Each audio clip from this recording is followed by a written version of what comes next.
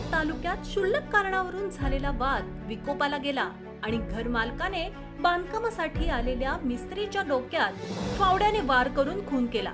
त्यानंतर भांडण सोडवण्यासाठी आलेल्या एका महिलेला देखील आरोपीने फावड्याने वार करून जखमी केलं। उपचारादरम्यान त्या महिलेचा देखील मृत्यू झाला। बुधवारी सायंकाळी किनवट तालुक्यातील अंबाडी गावामध्ये ही घटना घडली। या घटनेनंतर नातेवाईकांनी मृतदेह पोलीस ठाण्यासमोर आणून ठेवल्याने किनवट शहरात तणावाचं वातावरण निर्माण झालं होतं। वसीम शेख मेहमूद कुरेशी वय वर्ष 22 असं मयत व्यक्तीचं नाव आहे।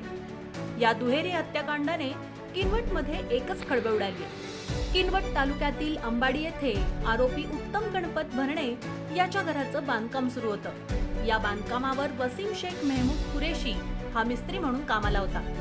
बुधवारी सायंकाळी 4 वाजण्याच्या सुमारास पिण्याचं पाणी मागण्याच्या कारणावरून आरोपी उत्तम भरणे आणि वसीम शेख यांच्यात बाचाबाची झाली।